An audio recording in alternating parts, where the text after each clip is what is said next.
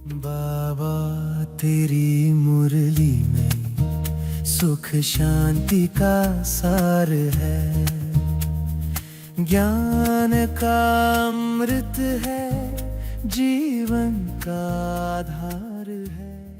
ओम शांति। प्यारे रूहानी भाई बहनों, आज 12 फरवरी 2026 की मुरली में बाप दादा का हम बच्चों के लिए जो असीम प्यार है वो समाया हुआ है। ओम शांति। सचमुच आज तो मुरली का हर शब्द जैसे सीधे रूह को छू गया। बाबा, आपने तो आज हमारी आंखों से अज्ञान का वो मोटा पर्दा ही हटा दिया। हाँ, जो कल्प के अंत में हम सब पर पड़ गया था। जी, और इस कयामत के समय का सच याद दिलाकर आपने हमें जैसे गहरी नींद से जगा दिया। आपकी कितनी कितनी मेहरबानी है बाबा। बाबा ने आज मुरली की शुरुआत में ही हम बच्चों को एक बहुत गहरी और थोड़ी कठोर सच्चाई से भी अवगत कराया। हाँ, वो बात तो है। बाबा ने कहा, बच्चे, ये कयामत का समय है। रावण ने सबको कब्र दाखिल कर दिया है। ये शब्द कब्र दाखिल सुनकर तो जैसे रूह कांप गई बाबा। बिल्कुल। और बाबा जब ऐसे शब्द इस्तेमाल करते हैं तो उसका अर्थ बहुत गहरा होता है। हम दुनिया में तो कब्र दाखिल का मतलब समझते हैं शारीरिक मृत्यु के बाद दफन होना। जी, लेकिन बाबा हमें आत्मिक मृत्यु का सत्य समझा रहे हैं। बाबा कहते हैं कि माया रावण ने सभी आत्माओं को 5 विकारों, खास करके काम विकार की चिता पर बिठाकर आत्मिक रूप से सुला दिया है। मतलब आत्मा की जो असलियत है, जो उसकी शक्ति थी, हाँ, जो उसका सतो प्रधान स्वरूप था वो पूरी तरह से खत्म हो चुका है। यानी जीते जी मृत समान, आत्मा की ज्योति ही जैसे बुझ गई है।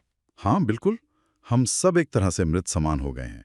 जीते जी कब्र में दाखिल, आत्मा देह के बंधन में, विकारों के अंधकार में ऐसी सोई है कि उसे अपने असली स्वरूप, अपने घर, अपने पिता की कोई सुध-बुद्धि नहीं रही। कुछ नहीं। और बाबा कहते हैं कि ऐसे समय पर जब सारी दुनिया इस घोर अज्ञान अंधकार में सोई पड़ी है, तो केवल एक बाप, जो महाकाल हैं, कालों के भी काल, वही ज्ञान का अमृत पिलाकर हम बच्चों को इस गहरी कुंभकर्णी नींद से जगाने और वापस घर ले जाने आए हैं। वही हमें कब्र से निकालकर अमर लोक का मालिक बनाने आए हैं। यही तो बाबा का कमाल है। एक तरफ वो महाकाल बनकर हमें इस कठोर सत्य से जगा रहे हैं और दूसरी तरफ आज की मुरली में उनका भोला स्वरूप भी कितना स्पष्ट दिखाई दिया। हाँ, ये विरोधाभास तो दिल को छू लेता है। बाबा ने आज मुरली में एक बहुत सुंदर प्रश्न उठाया जो मैं शब्दशः पढ़ना चाहूंगी। बाबा ने पूछा, शिव बाबा को भोला भंडारी भी कहा जाता है, क्यों? हाँ, और बाबा ने इसका जो जवाब दिया है वो उनकी महानता, उनकी दया और उनके भोलेपन का सबसे बड़ा प्रमाण है। जी, बाबा कहते हैं कि उन्हें भोला भंडारी इसलिए कहा जाता है क्योंकि जब शिव भोलानाथ इस धरती पर आते हैं तो वो हमारे गुण अवगुण, हमारे कर्मों का हिसाब किताब नहीं देखते। वो ये नहीं देखते कि कौन कितना गिरा हुआ है। कौन कितना पतित है, नहीं देखते। दुनिया में तो कोई भी रिश्ता जोड़ने से पहले या मदद करने से पहले 100 बार सोचते हैं। व्यक्ति की योग्यता देखते हैं, उसका अतीत देखते हैं ना। बिल्कुल। और बाबा को देखो, बाबा ने मिसाल दी है गणिकाओं, अहिल्याओं और कुब्जाओं की। मतलब जो समाज की नज़र में सबसे पतित आत्माएं मानी जाती हैं। जिन्हें कोई अपनाना नहीं चाहता। हाँ, बाबा सबसे पहले उनका भी कल्याण कर उन्हें विश्व का मालिक बना देते हैं।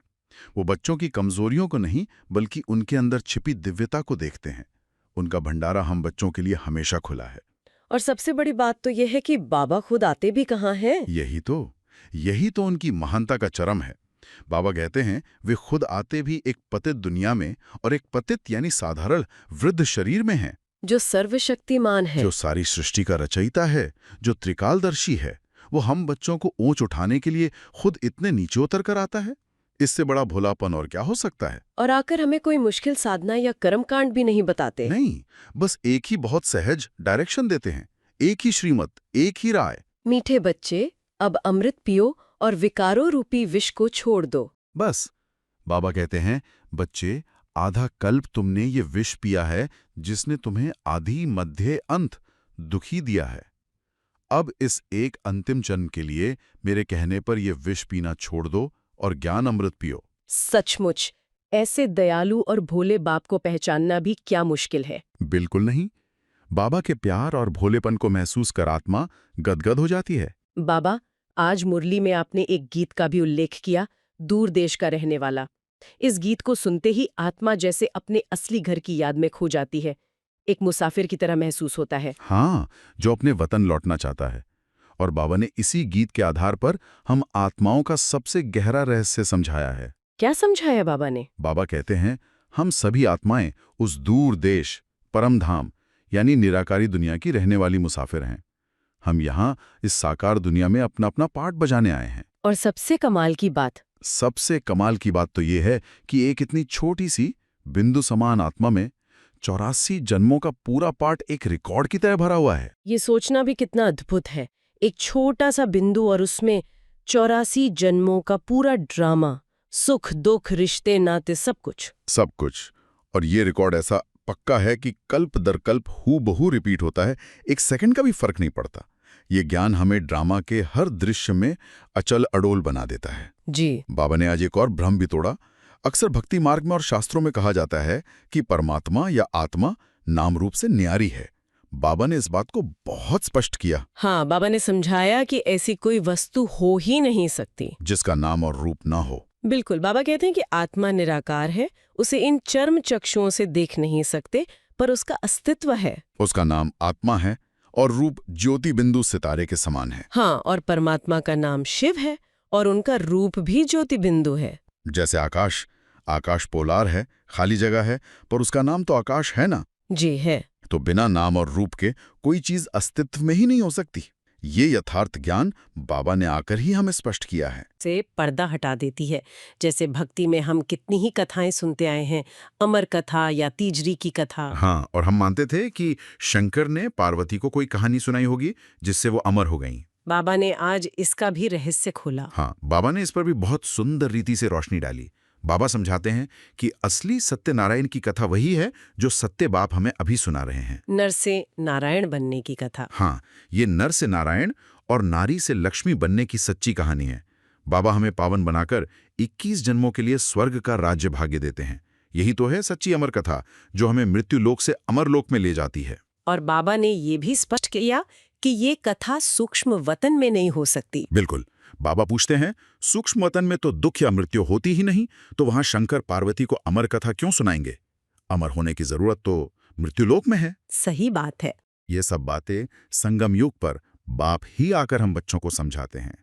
ये किसी व्रत या उपवास की कहानी नहीं, बल्कि इस अंतिम जन्म में पवित्रता का व्रत लेकर अमरलोक का अधिकारी बनने की सच्ची कहानी है। और तेजरे की कथा का भी रहस्य बाबा ने कितना सुंदर खोला। हाँ, बाबा कहते हैं कि सच्ची तीजरी की कथा यही है कि बाप आकर हम आत्माओं को ज्ञान का तीसरा नेत्र देते हैं। जी। इस तीसरे नेत्र से ही हम अपने आदि, मध्य, अंत को, 84 जन्मों के चक्र को और अपने बाप को यथार्थ रूप से जान पाते हैं। भक्ति में तो बस कहानियां हैं। और ज्ञान मार्ग में बाबा हमें हर बात का यथार्थ आध्यात्मिक रहस्य समझाते हैं। यही तीसरा नेत्र हमें दुर्गति से सद्गति की ओर ले जाता है। इसी तरह माला का भी एक बहुत सुंदर रहस्य बाबा ने आज बताया।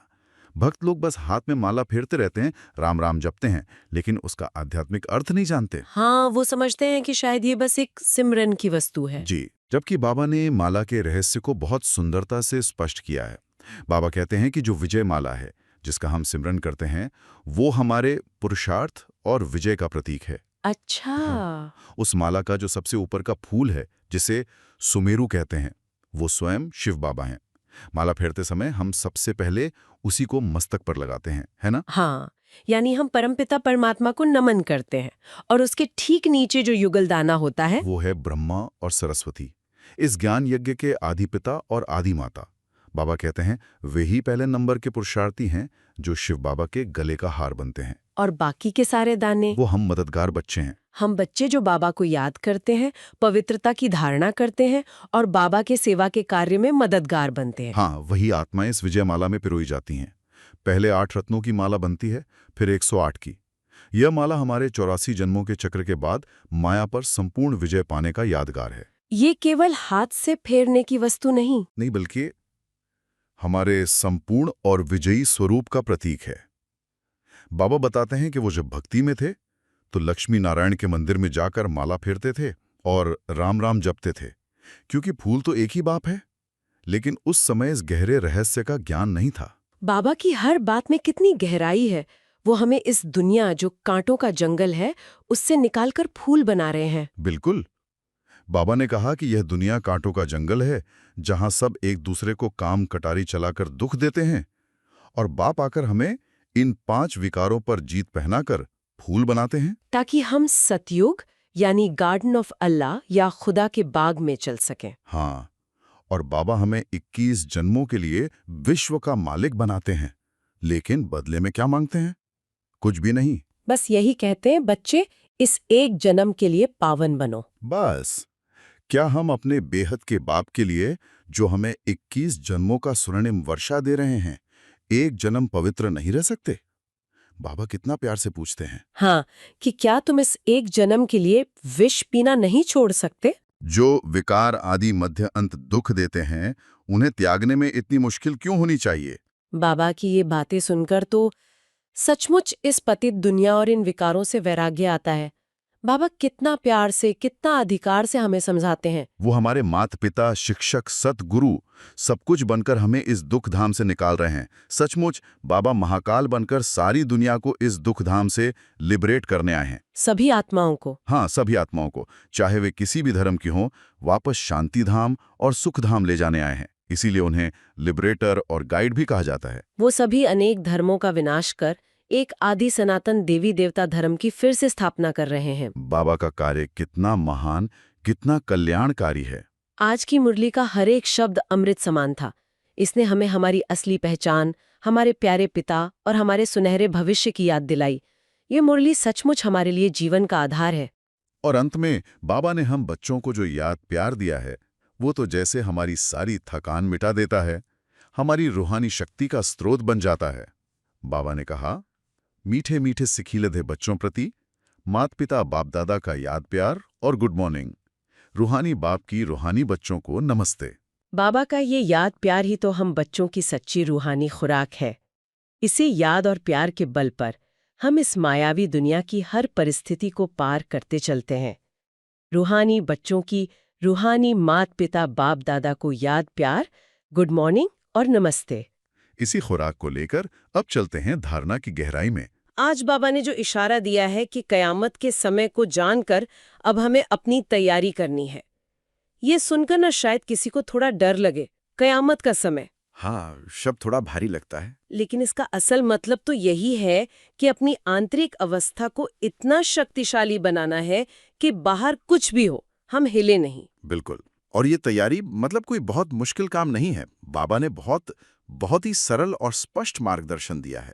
आज हम उन्हीं धारणाओं, वरदान और इशारों को समझने की कोशिश करेंगे। और ये सिर्फ सुनने के लिए नहीं है, इनको जीवन में उतारना कैसे है, आज हम इस पर गहराई से बात करेंगे। तो चलिए शुरू करते हैं व्यवहारिक कदमों से। समझते हैं कि आज बाबा हमसे अपने दैनिक जीवन में क्या बदलाव चाहते हैं। बिल्कुल, आज बाबा ने माला का दाना बनने की शर्त ही बता दी है। ये माला, आप समझें, एक तरह से उन आत्माओं की लिस्ट है जो शिखर पर पहुंचती हैं। और उस लिस्ट में आने के लिए धारणा का मुख्य सार क्या है? बाबा के सीधे सीधे 2 आदेश हैं। पहला है, इस अंतिम जन्म में विष को छोड़कर अमृत पीना है और पिलाना है, पावन बनना है और कांटों को फूल बनाने की सेवा करनी है। अच्छा, इस पहले बिंदु को थोड़ा और समझते हैं। इस अंतिम जन्म में मतलब बाबा यहाँ कोई गुंजाइश नहीं छोड़ रहे हैं, ये आखिरी मौका है ना? हाँ, वो कल कर लेंगे वाला विकल्प अब नहीं है। और ये जो विष को त्याग करने की बात है, ये सुनने में बहुत बड़ा लगता है। क्या इस विष का मतलब सिर्फ क्रोध या लोभ जैसे बड़े विकार ही हैं? या इसमें हमारी रोज की छोटी छोटी नकारात्मक आदतें भी शामिल हैं, जैसे किसी के लिए कुछ उल्टा सोच लिया या निराश हो गए? बहुत अच्छा सवाल है ये। विष सिर्फ बड़े विकार नहीं है। हर वो संकल्प, बोल या कर्म जो आत्मा की शक्ति को कम करता है, जो दुख देता है, वो विष है। इसमें जलन, चिड़चिड़ापन, व्यर्थ की चिंता, सब कुछ आ जाता है। बाबा कह रहे हैं कि इन सबको जड़ से मिटाना है। लेकिन यहाँ एक और दिलचस्प बात है। बाबा सिर्फ त्यागने को नहीं कह रहे हैं, वो कह रहे हैं अमृत पीना और पिलाना है। हाँ, यही बात मुझे बहुत आकर्षित कर रही है।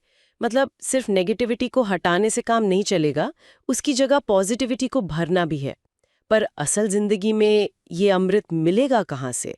जब चारों तरफ तनाव हो तो अमृत पीना और पिलाना कैसे संभव है? इसका स्रोत स्वयं शिव बाबा हैं। जब हम उनकी याद में बैठते हैं तो हमें जो शांति, प्रेम और शक्ति का अनुभव होता है, वही तो अमृत है। अच्छा। और जब हम ज्ञान का चिंतन करते हैं तो हमें हर समस्या का समाधान मिलता है। ये भी अमृत है।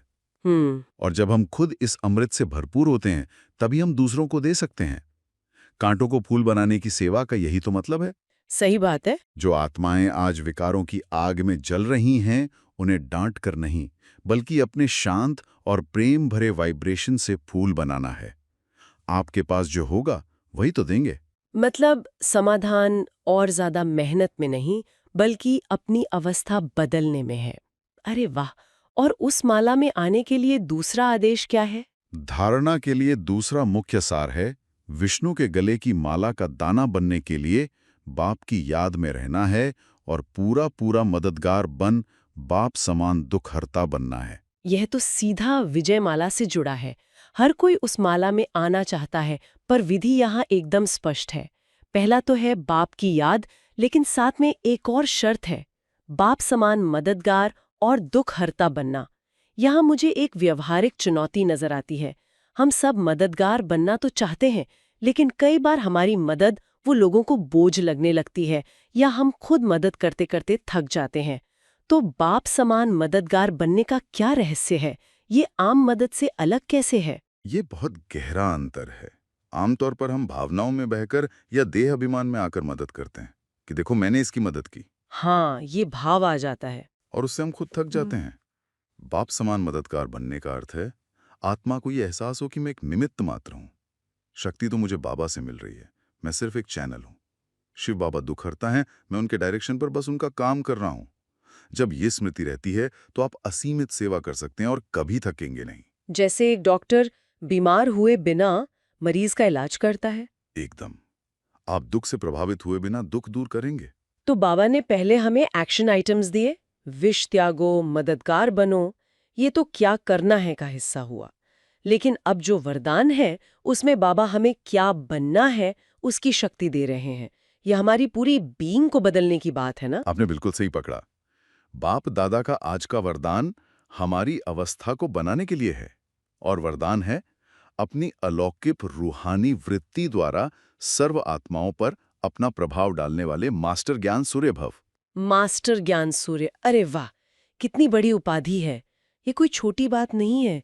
इसमें बाबा सिर्फ ज्ञान सुनाने को नहीं कह रहे हैं, बल्कि ज्ञान का स्वरूप बनने की बात कर रहे हैं। बिल्कुल। और यहाँ ये वृत्ति शब्द बहुत महत्वपूर्ण है। मतलब हमारा एटीट्यूड, हमारा आंतरिक नजरिया। मुझे लगता है ये आज की दुनिया के लिए सबसे जरूरी बात है। हम हमेशा सोचते हैं कि हमें और ज्ञान सुनाना है और सेवा करनी है, लेकिन बाबा कह रहे हैं नहीं, आप सिर्फ अपनी आंतरिक अवस्था को ज्ञान सूर्य जैसा बना लें तो प्रभाव अपने आप पैदा होगा। एकदम सही। ये डूइंग से बीइंग में शिफ्ट होना है। आज बाबा ने इसका बहुत सुंदर उदाहरण भी दिया। जैसे कोई शक्तिशाली चुंबक अपने आसपास की लोहे की चीजों को खींचता है, उसे मेहनत नहीं करनी पड़ती। हाँ, वो तो अपने आप खिंच जाती हैं। वैसे ही जब हमारी वृत्ति अलौकिक और रूहानियत वाली होगी तो आत्माएं स्वतः आकर्षित होंगी। उन्हें खींचने के लिए हमें शब्दों का जाल नहीं बुनना पड़ेगा। हमारा वाइब्रेशन, हमारी शांति ही उनका परिचय बाप से करा देगी। और इसमें जो न्यारे और प्यारेपन की स्थिति की बात है वो बहुत गहरी है। सुनने में एक विरोधाभास जैसा लगता है। दुनिया से न्यारे लेकिन शिव बाबा और ब्राह्मण परिवार के प्यारे। एक तरफ डिटैचमेंट और दूसरी तरफ गहरा प्यार। इस संतुलन को साधना तो बहुत मुश्किल होगा। इसे ऐसे समझें, न्यारा बनना है दुनिया की नकारात्मकता से, व्यर्थ बातों से, देह अभिमान से। जैसे कमल का फूल कीचड़ में रहते हुए भी कीचड़ से न्यारा रहता है ना? हाँ, बिल्कुल। और प्यारा बनना है गुणों से, निस्वार्थ सेवा से, सबसे स्नेह रखने से। जब हम शिव बाबा, जो ज्ञान के सागर हैं, उनसे बुद्धि का कनेक्शन जोड़ते हैं, तो हम दुनिया के प्रभाव से न्यारे हो जाते हैं। और जब हम उनकी श्रीमत पर चल के सबसे प्यार और विनम्रता से व्यवहार करते हैं, तो हम सबके प्यारे बन जाते हैं। यही स्थिति हमारी वृत्ति को अलौकिक बनाती है। मतलब हमारा वाइब ही हमारा सबसे बड़ा सेवा का साधन है। इस मास्टर ज्ञान सूर्य की अवस्था को पाना एक लक्ष्य है, लेकिन इसे बनाए रखना, खासकर जब दिन अच्छा ना हो, वो एक अलग चुनौती है। मुझे लगता है आज का स्लोगन शायद इसी चुनौती का समाधान देता है। हाँ, आज का स्लोगन इसी वरदान को जीवन में धारण करने की चाबी है। स्लोगन है, सदा स्वमान की सीट पर स्थित रहो तो सर्व शक्तियां आपका ऑर्डर मानती रहेंगी। अब मुझे समझ आया, हम्म, ये तो पूरा गेम ही चेंज कर देता है। हम्म, हम अक्सर शक्तियों के लिए पुरुषार्थ करते हैं। मुझे शांति चाहिए, मुझे सहन शक्ति चाहिए। हाँ, हम शक्तियों के पीछे भागते हैं। सही बात है। लेकिन बाबा कह रहे हैं हाँ। कि शक्तियां तो परिणाम है सही स्वमान में टिकने का। बस एक काम करो, स्वमान की सीट पर स्थित हो जाओ। अगर मैं मास्टर ज्ञान सूर्य हूँ कि स्वमान की सीट पर टिकी रहूं, हाँ। तो शांति की शक्ति, प्रेम की शक्ति, सभी शक्तियां मेरे ऑर्डर पर काम करेंगी। बिल्कुल, वो आपकी दासियां बन जाएंगी। बिल्कुल। ये तो सोच को ही पलट देता है। सच में। और यही तो सहज राजयोग है, मुश्किल मेहनत से निकलकर अधिकार की स्थिति में आना। स्वमान ही हमारा सिंहासन है। जब राजा अपने सिंहासन पर होता है तो सारे मंत्री उसका ऑर्डर मानते हैं। ऐसे ही जब आत्मा अपने स्वमान के सिंहासन पर स्थित है तो सारी शक्तियां हाथ जोड़कर खड़ी रहती हैं कि बताइए क्या हुक्म है। बिल्कुल। लेकिन ये व्यक्तिगत शक्ति कभी-कभी समूह में, संगठन में अहंकार का कारण भी बन सकती है ना? हाँ, ये भी हो सकता है। जब हर कोई शक्तिशाली महसूस करता है तो टकराव की संभावना भी बढ़ जाती है। तो इस व्यक्तिगत शक्ति को सामूहिक सफलता में कैसे बदला जाए? इसके लिए बाबा ने आज के अव्यक्त इशारे में एकता और विश्वास पर जोर दिया है। आज बाबा ने कहा कि ज्ञानी बनने के साथ साथ स्नेही भी बनो और सेवा में सफलता के लिए 2 शब्द याद रखो। पहला, मैं निमित्त हूं, और दूसरा, निर्माण बनना ही है। ये तो संगठन को मजबूत करने की चाबी है। लेकिन यहाँ एक और चुनौती है। निर्माण बनना ही है, ये सुनने में तो बहुत अच्छा लगता है, पर जब आप एक टीम में काम कर रहे हो और कोई आपकी मेहनत का श्रेय ले जाए या आपके काम में गलतियां निकाले, तब विनम्र रहना तो बहुत मुश्किल हो जाता है। उस स्थिति में ये सिद्धांत कैसे लागू होगा? ये सवाल बहुत महत्वपूर्ण है। देखिए, निर्माण बनने का मतलब दब्बू बनना या अन्याय सहना नहीं है। इसका असली मतलब है मान की इच्छा से मुक्त होना, मैंने किया कि अहंकार से मुक्त होना। अच्छा। जब आप निमित्त भाव में स्थित होते हैं तो आपको पता होता है कि सफलता तो बाबा की है, और अगर कोई श्रेय ले भी गया तो आपका कर्म तो जमा हो ही गया ना। हाँ, ये तो है। निर्माणता का अर्थ है अपनी बात शांति और स्पष्टता से रखना, लेकिन अगर कोई सहमत न हो तो उसे दिल पे ना लेना। मुझे याद है एक बार सेवा में बहुत टकराव हो गया था। हर कोई अपनी जगह पर सही था। फिर हमें बाबा का यही इशारा याद आया, मैं निमित्त हूं। जैसे ही हमने ये सोचा, सारा अहंकार पिघल गया और समाधान मिनटों में निकल आया। जहां एकता है वहां सफलता निश्चित है। तो आज की इस गहरी चर्चा को समाप्त करने से पहले इसका सार समझ लेते हैं। तो आज बाबा ने कयामत का बिगुल बजाया, भोला भंडारी बनकर हमें अपनाया, माला का दाना बनने की विधि बताई और अंत में मास्टर ज्ञान सूर्य का वरदान दिया। आइए इस वरदान की अनुभूति करें। 1 मिनट के लिए अपनी आंखों को बंद करें, महसूस करें, मैं एक मुसाफिर आत्मा हूँ, एक ज्योति बिंदु। यह शरीर मेरा एक वस्त्र है, मैं इस शरीर के मालिक, इससे न्यारी हूँ। मेरे मस्तक के बीच ज्ञान का सूर्य, मास्टर ज्ञान सूर्य उदय हो रहा है। मेरी शक्तिशाली रूहानी वृत्ति की किरणें, शांति और शक्ति की किरणें चारों ओर फैल रही हैं। उन सभी आत्माओं तक पहुंच रही हैं जो अज्ञान की कब्र में सोई हुई हैं, दुखी और अशांत हैं। मेरी किरणें उन्हें जगा रही हैं, उन्हें परमपिता परमात्मा शिव बाबा का परिचय दे रही हैं। ओम शांति। इस शक्तिशाली अनुभव को अपने साथ रखने के लिए आइए बाबा के सामने संकल्प लें। मैं मास्टर ज्ञान सूर्य हूँ, मेरी वृत्ति अलौकिक और रूहानी है। इस संकल्प को पक्का करने के लिए कमेंट में लिखें मास्टर ज्ञान सूर्य। ओम शांति। ओम शांति। बाबा तेरी मुरली में सुख शांति का सार है, ज्ञान का अमृत है, जीवन का आधार है। बाबा की बोलों से सच्ची राहत मिलती है, मुरली की एक तार पे दिल की कली खिलती है। बाबा तेरी मुरली में सुख शांति